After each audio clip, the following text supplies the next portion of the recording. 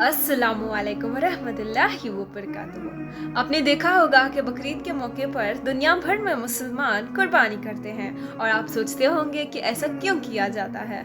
आज आपको बताते हैं इसके पीछे की कहानी।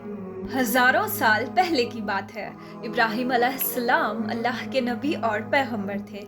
एक दिन जब इब्राहिम अलैहिस्सलाम सो रहे थे तो उन्होंने एक ख्वाब देखा जिसमें अल्लाह ने इब्राहिम अलैहिस्सलाम से फरमाया कि ए इब्राहिम, आपके नज़दीक जो सबसे प्यारी और महबूब चीज़ हो आप उसे अल्लाह की राह में कुर्बान कर दीजिए। अब यहाँ आपको बता दूँ कि अल्लाह अपने बंदों और ख़ास तौर से अपने नबियों का इम्तिहान लेता है, ये देखने के लिए कि इंसान अल्लाह से ज़्यादा मोहब्बत करता है या अल्लाह के दिए हुए तोहफ़ों से ज़्यादा मोहब्बत करता है। नबी और पैगंबरों के ख्वाब सच्चे होते हैं। वो जो भी ख्वाब देखते थे वो अल्लाह का हुक्म होता था। तो ये ख्वाब देखने के बाद इब्राहिम अलैहिस्सलाम ने अपने ऊँटों के जत्थे में से 100 ऊँट कुर्बान कर दिया। आज के ज़माने में ये 100 कीमती गाड़ियाँ सैक्रिफाइस करने के बराबर है। इब्राहिम अलैहिस्सलाम ने सोचा जो अल्लाह ने उन्हें हुक्म दिया था वो पूरा हो गया और जब रात आई वो सो गए। उन्होंने फिर से यही ख्वाब देखा, इसलिए इब्राहिम अलैहिस्सलाम ने अगले दिन 200 ऊँट अल्लाह की राह में कुर्बान कर दिया। लेकिन अगली रात फिर से उन्हें वही ख्वाब आया जिसमें अल्लाह सुब्हानहू व तआला ने उनसे उनकी सबसे पसंदीदा चीज़ को कुर्बान करने का हुक्म दिया। अब इब्राहिम अलैहिस्सलाम सोच में पड़ गए कि अल्लाह उनसे किस चीज़ की कुर्बानी चाहता है। फिर उन्होंने सोचा कि दुनिया में सबसे अजीज़ चीज़ मेरे लिए मेरा बेटा इस्माइल है। आपको बता दूं, इब्राहिम अलैहिस्सलाम को पूरी ज़िंदगी दुआएं मांगने के बाद 80 साल की उम्र में औलाद हुई थी और वो थे उनके बेटे हज़रत इस्माइल अलैहिस्सलाम, जो उन्हें बहुत ज़्यादा अजीज़ और महबूब थे।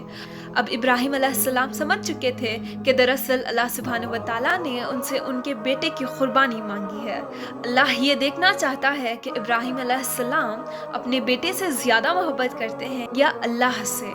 इब्राहिम अलैहिस्सलाम के लिए ये बहुत बड़ा इम्तिहान था। अगले दिन इब्राहिम अलैहिस्सलाम उठे और अपनी बीवी हाजिरा को कहा, हमारे बेटे इस्माइल को नहलाकर अच्छी तरह से तैयार कर दीजिए। इब्राहिम अलैहिस्सलाम की बीवी हाजिरा ने अपने बेटे इस्माइल को बहुत अच्छी तरीके से नहलाकर खुशबू लगाकर तैयार कर दिया और इब्राहिम अलैहिस्सलाम अपने बेटे को लेकर एक पहाड़ की तरफ रवाना हो गए। इब्राहिम अलैहिस्सलाम ये तकलीफ भरा फैसला कर चुके थे कि वो अपने बेटे की कुर्बानी देंगे और शैतान को कैसे मंजूर होता कि कोई अल्लाह की इताअत करे। तो शैतान भी अपने काम पर लग गया। वो सीधे इब्राहिम अलैहिस्सलाम की बीवी हज़रत हाजिरा के पास एक बुजुर्ग की शक्ल में गया और उनसे कहा कि इब्राहिम तुम्हारे बेटे को किसी दावत पर नहीं बल्कि उसे कुर्बान करने के लिए लेकर गए हैं। ये सुनकर हज़रत हाजिरा बहुत हैरान हुई, पर वो समझ गई कि ये अल्लाह का हुक्म होगा। तो उन्होंने शैतान से कहा कि अगर अल्लाह ने इब्राहिम को ऐसा करने का हुक्म दिया है तो ये हमारी खुशकिस्मती है। यह तो मेरा एक बेटा है, अगर मेरे इस्माइल जैसे 1000 बेटे होते तो खुशी उन्हें अल्लाह की राह में कुर्बान कर देती। सुभान अल्लाह। तो सोचिए एक माँ के लिए कहना कितनी बड़ी बात है। जब शैतान हज़रत हाजिरा को भड़काने में नाकाम हो गया तो सीधे उनके बेटे इस्माइल अलैहिस्सलाम के पास गया और कहने लगा कि तुम्हारे बाबा तुम्हें किसी दावत में नहीं बल्कि तुम्हें मारने के लिए लेकर जा रहे हैं। जवाब में इस्माइल अलैहिस्सलाम ने कहा कि अगर ये अल्लाह का हुक्म है तो मेरे लिए इससे बड़ी क्या खुशनसीबी की बात है कि मैं अल्लाह की राह में कुर्बान हो जाऊं। 13 साल के बच्चे में इतनी समझ और बहादुरी होना कितनी बड़ी बात है। यहाँ भी जब शैतान नाकाम हो गया तो वो इब्राहिम अलैहिस्सलाम को भड़काने की कोशिश करने लगा कि तुम्हें ये बेटा इतनी मन्नतों से मिला है, अब अगर तुमने इसे कुर्बान कर दिया तो बुढ़ापे में तुम्हारा सहारा कौन बनेगा। अगर अल्लाह ने ये कुर्बानी भी कबूल नहीं करी तो तुम्हारा कितना बड़ा नुकसान हो जाएगा। ऐसा मत करो। शैतान हर तरह से उन्हें बार बार भड़काने की कोशिश करता रहा और गुस्से में आके इब्राहिम अलैहिस्सलाम ने शैतान को पत्थर मार दिया। यही वजह है कि जब लोग हज पे जाते हैं तो शैतान को आज भी कनकड़ी मारते हैं और ये हज के अहम अरकानों में से एक है। शैतान के जाने के बाद इब्राहिम अलैहिस्सलाम ने अपने बेटे को सारी बात बताई तो इस्माइल अलैहिस्सलाम ने फरमाया कि बाबा अगर ये अल्लाह का हुक्म है तो मुझे ये मंजूर है।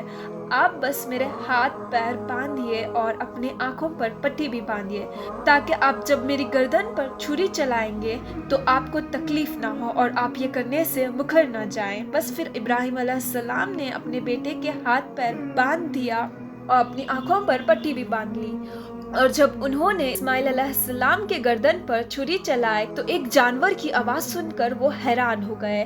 انہوں نے جب آنکھوں سے پٹی کھولی تو ایک دمبا ذبح ہوا تھا۔ تب اسماعیل علیہ السلام ان کے پاس کھڑے مسکرا رہے تھے۔